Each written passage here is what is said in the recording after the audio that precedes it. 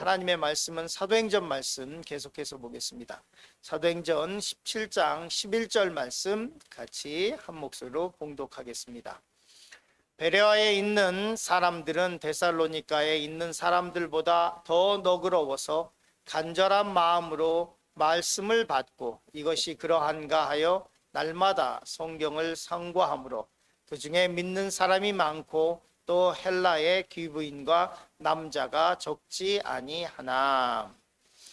아멘. 오늘 말씀은 사도 바울이 이제 데살로니가 지역을 떠나서 베레아 지역으로 가서 복음을 증거하고 또 그리고 베레아에서 에덴으로 이동하면서 복음을 증거하는 모습을 보여주고 있습니다.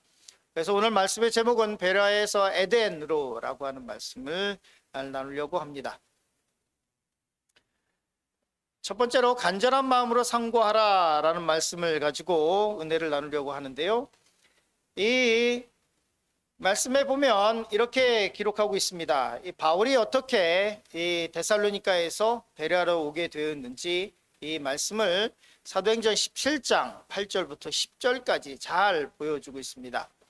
이렇게 기록하고 있습니다. 무리와 읍장들이 이 말을 듣고 소동하여 야손과 그 나머지 사람들에게 보석금을 받고 놓아주니라. 밤에 형제들이 곧 바울과 실라를 베레아로 보내니 그들이 이르러 유대인의 회당에 들어가니라. 데살로니가에 있는 사람들이 굉장히 극렬했었던 것 같습니다. 그래서 그 유대인들이 특별히 이 바울을 잡고자 했고 그리고 바울이 있다고 하는 이 야손의 집에 들어갔습니다. 성경에 우리가 지난주에 봤듯이 그냥 유대인들이 간 것이 아니라 거기에 한마디로 말해서 저작거리에 있는 이 깡패들을 동원해서 데리고 왔다 이렇게 기록되고 있습니다. 그때 야손이 바울을 숨겼고 대신 야손이라고 하는 사람이 옥에 갇히는 사건이 벌어졌습니다. 그리고 야손이 성경에 기록된 대로 야손과 그 나머지 사람들에게 보석금을 받고 놓아주니 라고 기록하고 있는데요.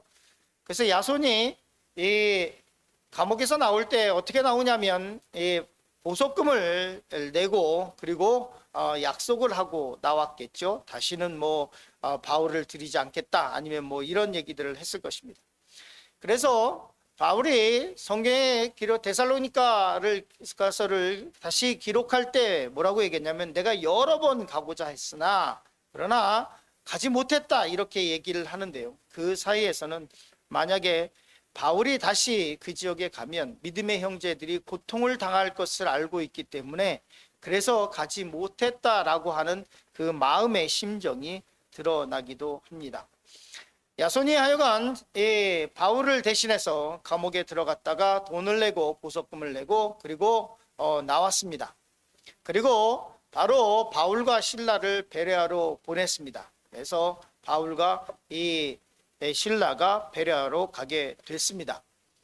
그런데 말씀에 기록하기를 오늘 사도행전 17장 11절에 이렇게 기록하고 있죠.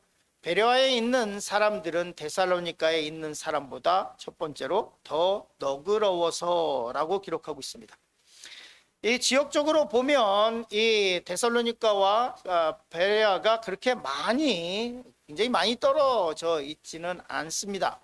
그러나 성향이 좀 달랐던 것 같습니다. 베레아에 있는 사람들은 데살로니가에 있는 사람들보다 더 너그러웠다. 같은 유대인에게 복음을 증거하고 있었습니다. 바울이 회당에 들어가서 베레아에 있는 회당에서 복음을 증거했습니다. 그러나 이 데살로니가에 있었던 유대인들과는 많이 성향이 좀 달랐던 것 같습니다. 그래서 베레아에 있는 사람들은 데살로니가 사람들보다는 이 성향 자체가 달랐고 그리고 또 복음을 받아들였을 때 어떻게 받아들이냐면 이렇게 기록하고 있습니다. 간절한 마음으로 받고 이 베레아 사람들이 복음을 아주 신실하게 받아들였던 것 같습니다. 그리고 이 바울이 증거하는 이 말씀에 대해서 이것이 그러한가 하여 날마다 성경을 상고했다라고 기록하고 있습니다. 우리나라에 베레아 성경 공부라고 하는 것이 이렇게 있죠. 그런데 그 성경 공부하는 것의 기준이 이제 이 베레아의 이 사도행전 17장 11절 말씀에 근거하는데요. 즉 다시 말해서 성경을 어떻게 하느냐? 성경을 상고할 때 깊이 묵상하는 것에 초점을 맞추는 것입니다. 성경은 다독하는 것도 굉장히 중요합니다. 이렇게 일상적으로 다독을 쭉 해서 성경 말씀을 항상 정해진 말씀을 정해놓고 이렇게 성경을 계속 꾸준히 읽어 나가는 것, 이것이 굉장히 중요합니다. 그러나 또 한 구절, 또 어떨 때는 한 단어를 가지고 이 베레아 사람들처럼 간절한 마음으로 말씀을 받고 날마다 성경을 상고한다고 하는 것도 굉장히 중요합니다. 그래서 이 베레아에서 말씀을 증거할 때 말씀의 열매들이 맺히기 시작했습니다. 그래서 기록하기를 그 중에 믿는 사람이 많고 또 헬라 귀부인과 남자가 적지 아니하나, 이렇게 말씀하고 있습니다. 믿는 사람들 중에 뭐라고 말씀하고 있냐면 적지 않았다, 많았다, 이렇게 얘기를 하고 있습니다. 유대인들에게 복음을 증거하고 있지만 그러나 또 헬라의 귀부인과 남자가 적지 아니하나, 이렇게 말씀하고 있습니다. 복음을 증거할 때 바울이 회당에서만 증거한 것이 아니라 길가에서도, 그리고 만나는 사람마다 복음을 증거하는데 이 헬라 사람들이 이 복음을 듣고 예수님을 믿기 시작을 했습니다. 그래서 이 베레아에서 큰 이런 말씀의 이 복음 증거에 이 성공을 거두게 됐습니다. 그리고 이렇게 말씀하고 있는데요. 사도행전 17장 13절 말씀 같이 읽었으면 좋겠습니다. 데살로니가에 있는 유대인들은 바울이 하나님의 말씀을 베레아에서도 전하는 줄을 알고 거기도 가서 무리를 움직여 소동하게 하거늘. 데살로니가 사람들의 성향이 나타나죠. 데살로니가에 있는 이 극렬했던 사람들, 바울을 잡아서 죽이고자 했었던 이 사람들이 옆 동네, 그렇게 멀진 않지만 그래도 걸어서 오기에는 좀 힘든 곳입니다. 그런데 데살로니가에 있는 유대인들이 얼마나 극성이었냐면, 데살로니가에 있는 유대인들이 바울이 하나님의 말씀을 베레아에서 전하고 있다라고 하는 것을 듣고 어떻게 하냐면 거기까지 내려왔습니다. 거기까지 와서 무리들을 움직이고 소동하고 그 회당에 들어가서 또 유대인들을 충동하고 해서 이 바울을 어떻게 해서든 잡아서 죽이고자 하는 그러한 극성 유대인들이 있었습니다. 바울이 이 모습을 보고 야, 나도 저랬는데, 내가 저 사람보다 더 했는데 라고 하는 생각을 했을 것 같습니다. 그래서 이 데살로니가에서 내려온 사람들 때문에 베레아에서 복음을 증거하던 바울이 더 이상 베레아에서 복음을 증거할 수 없는 지경까지 생기게 됐습니다. 그래서 형제들이 어떻게 하게 되냐면 사도행전 17장 14절 보면 형제들이 곧 바울을 내보내 바다까지 가게 하되, 이 믿음의 형제들이 이제 안 되겠으니까 바울을 데리고 어떻게 하냐면 안 되겠다, 빨리 당신이 빨리 다른 곳으로 가야 되겠다, 빨리 몸을 피해야 되겠다, 이렇게 하게 됩니다. 그래서 바울을 보내어 바다까지 가게 하되 실라와 디모데는 아직 거기 머물더라, 이렇게 기록하고 있습니다.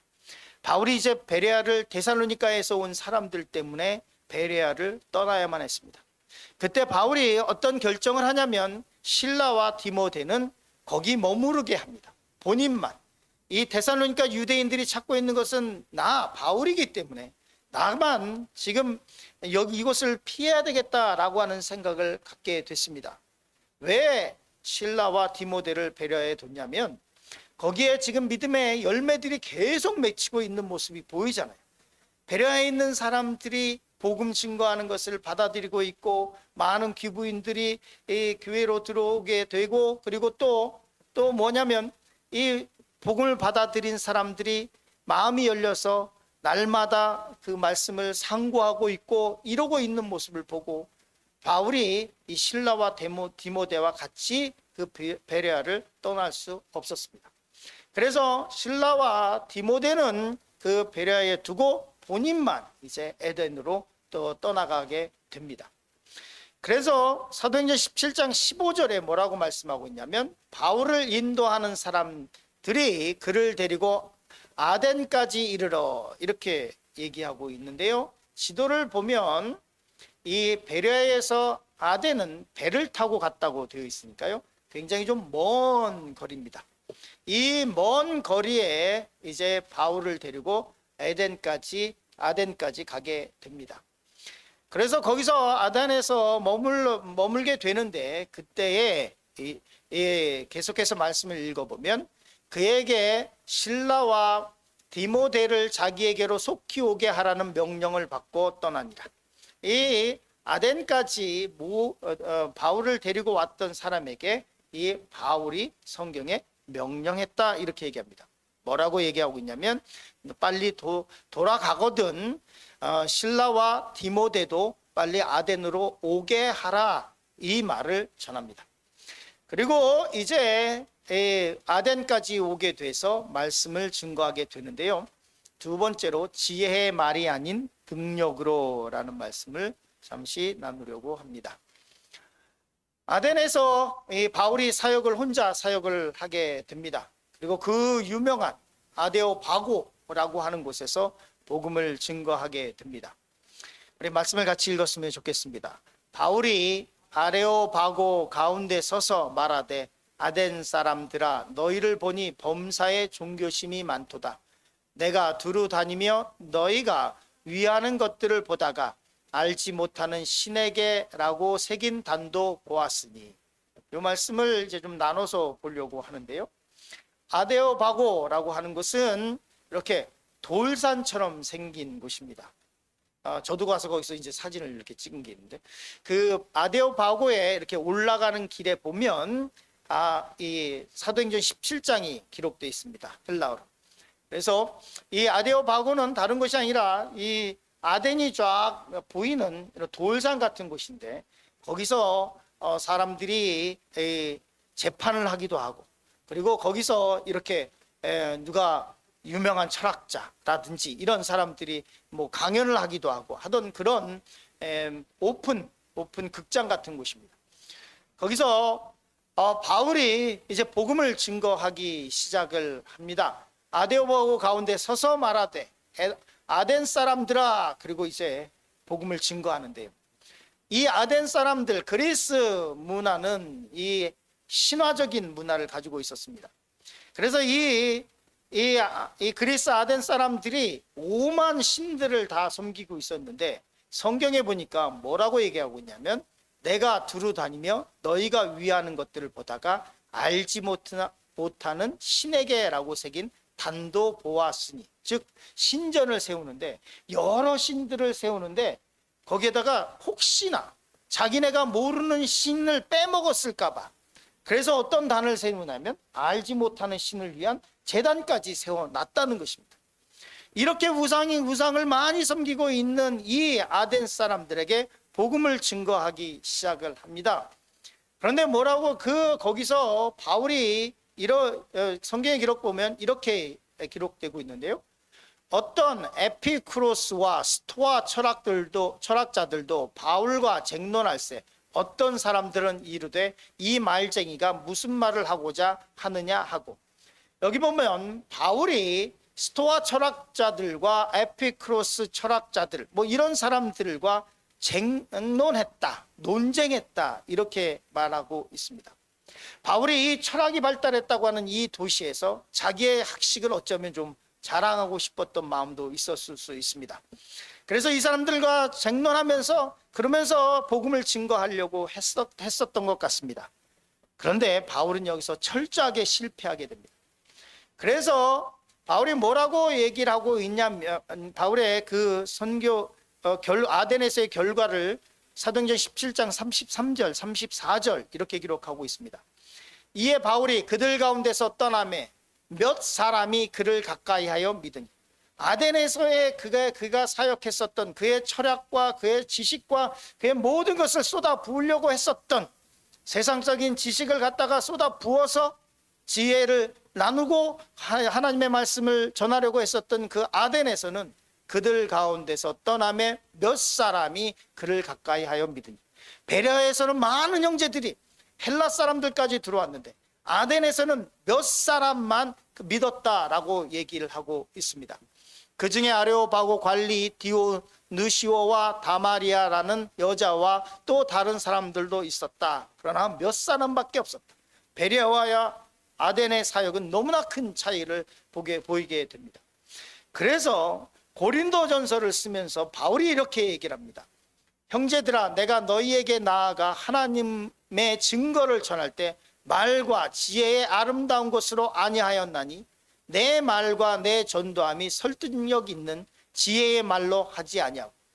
바울이 고린도 성도들에게 얘기할 때 아덴에서의 철저한 실패를 보고 뭐라고 얘기하고 있냐면, 내가 이제는 지혜의 아름다운 말로 하나님의 말을 증거하지 않겠다라고 결심을 합니다. 다만 성령의 나타나심과 능력으로 하여 너희 믿음이 사람의 지혜에 있지 아니하고 다만 하나님의 능력에 있게 하려 하였노라 라고 고백을 하게 됩니다. 하나님의 나라는 성경의 고린도전서 4장 20절에 말에 있지 아니하고 오직 능력에 있다라고 말씀하고 있습니다. 하나님의 나라는 말의 화려함에 있지 않습니다. 사람의 지혜에 있지 않습니다. 하나님의 나라는 하나님의 능력 가운데 있습니다. 이 능력을 소유하고 이 능력으로 오늘도 살아가시길 간절히 축원합니다. 주기도문 하면서 예배를 마치도록 하겠습니다. 하늘에 계신 우리 아버지여, 이름이 거룩히 여김을 받으시오며 나라가 임하시오며 뜻이 하늘에서 이루어진 것 같이 땅에서도 이루어지이다. 오늘 우리에게 일용할 양식을 주시옵고 우리가 우리에게 죄 지은 자를 사하여 준 것 같이 우리의 죄를 사하여 주시옵고 우리를 시험에 들게 하지 마시옵고 다만 악에서 구하시옵소서. 나라와 권세와 영광이 아버지께 영원히 쌓옵나이다. 아멘.